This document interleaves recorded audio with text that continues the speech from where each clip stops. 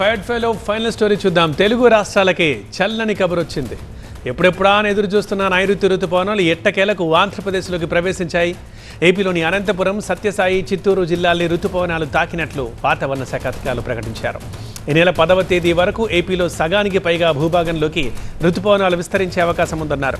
రుతుపవనాల ప్రభావంతో పలు జిల్లాల్లో ఉరుములు, మెరుపులతో కూడిన వర్షాలు కురిసే అవకాశం ఉందని అంచనా వేస్తున్నారు. ముఖ్యంగా రాయలసీమ జిల్లాలు, దక్షిణ కోస్తా ప్రాంతాల్లో మోస్తరు నుంచి భారీ వానలు నమోదయ్యే అవకాశం ఉందని చెబుతున్నారు.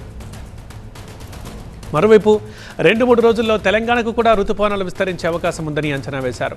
రుతుపవనాల రాకతో తెలంగాణలో 3 రోజుల పాటు మోస్తరు వర్షాలు కురిసే అవకాశం ఉందని అంచనా వేశారు. గంటకి 40 నుంచి 50 కిలోమీటర్ల వేగంతో ఈదురుగాలు వీచే అవకాశం ఉందని అంటున్నారు అధికారులు. రాగల 2-3 రోజుల్లో నైరుతి రుతుపవనాలు రాష్ట్రంలో అనగా దక్షిణ కోస్తా జిల్లా, రాయలసీమ మరియు మన ఆంధ్రప్రదేశ్లోని మరికొన్ని భాగాల్లో మరియు నైరుతి బంగాళాఖాతం, పశ్చిమ మధ్య బంగాళాఖాతం, ఈశాన్య రాష్ట్రాల్లో కొన్ని ఏరియాల్లోని మరియు తెలంగాణలో కొన్ని ప్రాంతాల్లో నైరుతి రుతుపవనాలు విస్తరించే అవకాశాలు ఎక్కువగా కనిపిస్తున్నాయి. మరియు ఒక ఉపరితల ద్రోణి జార్ఖండ్ నుంచి తెలంగాణ వరకు ఛత్తీస్గఢ్ మీదుగా ఒక ఉపరితల ద్రోణి సగటు సముద్ర మట్టానికి 0.9 కిలోమీటర్ల ఎత్తులో విస్తరించున్నది.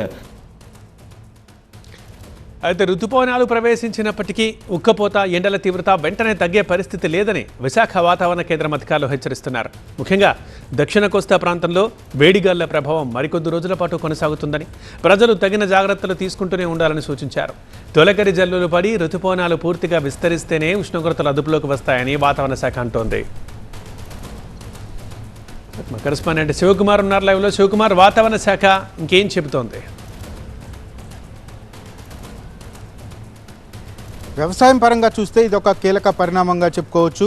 ఆంధ్రప్రదేశ్ ప్రజలు, ముఖ్యంగా రైతులు ఎంతో ఆశగా ఎదురు చూస్తున్న రుతుపవనాలు ఆంధ్రప్రదేశ్లోకి ప్రవేశించాయి. ఈ నేపథ్యంలో రైతులు ఒకవైపు ఆనందాన్ని వ్యక్తం చేస్తున్నటువంటి పరిస్థితి. అయితే ఈరోజు ఐఎండీ ప్రకటన ప్రకారం ఆంధ్రప్రదేశ్లోని రాయలసీమ ప్రాంతాన్ని అయితే ఈ యొక్క రుతుపవనాలు తాకాయని చెప్పని ఏపీ విపత్తు నిర్వహణ సంస్థ వెల్లడించింది. అయితే రాష్ట్ర వ్యాప్తంగా కూడా ఈ యొక్క రుతుపవనాలు విస్తరించడానికి అనుకూల పరిస్థితులు కూడా ఉన్నట్లుగా వాతావరణ శాఖ అధికారులు చెప్తూ ఉన్నారు. రానున్నటువంటి 2-3 రోజుల్లో ఇటు కోస్తా, ఉత్తరాంధ్ర జిల్లాల్లో కూడా ఈ యొక్క రుతుపవనాలు విస్తరించి పూర్తి స్థాయిలో వర్షాలు కూడా కురిసే అవకాశాలు ఉన్నట్లుగా చెప్తూ ఉన్నారు. అయితే ఈ రుతుపవనాల రాకను గనక మనం పరిశీలిస్తే గత ఏడాది జూన్ నెల 26వ తేదీన ఈ రుతుపవనాలు ఆంధ్రప్రదేశ్ని తాకాయి. కాకపోతే ఈ ఏడాది గనక మనం పరిశీలిస్తే గనక జూన్ మొదటి వారంలోనే ఈ యొక్క రుతుపవనాలు ఆంధ్రప్రదేశ్ను తాకైనటువంటి పరిస్థితి.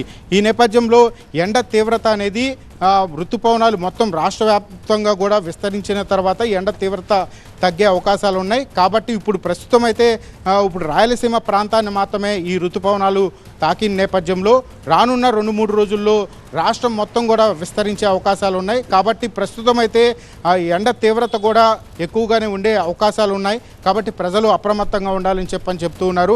రాష్ట్ర వ్యాప్తంగా ఈ నైరుతి రుతుపవనాలు విస్తరించిన తర్వాత ఎండ తీవ్రత తగ్గే అవకాశాలు ఉన్నట్లుగా వాతావరణ శాఖ అధికారులు చెప్తూ ఉన్నటువంటి పరిస్థితి. అయితే మరోవైపు రైతులు కూడా వాళ్ళ యొక్క పంటలు, ఖరీఫ్ పంటను సాగు చేసుకునేందుకు ఈ ఏడాది వర్షాలు కూడా కురిసే అవకాశాలు ఉన్నాయి. కొన్ని జిల్లాల్లో ఎక్కువగా, కొన్ని జిల్లాల్లో తక్కువగా వర్షపాతం నమోదయ్యే అవకాశాలు ఉన్నట్లుగా వాతావరణ శాఖ అధికారులు చెప్తున్నటువంటి పరిస్థితి ఇక్కడ నెలకొంది. శివకుమార్.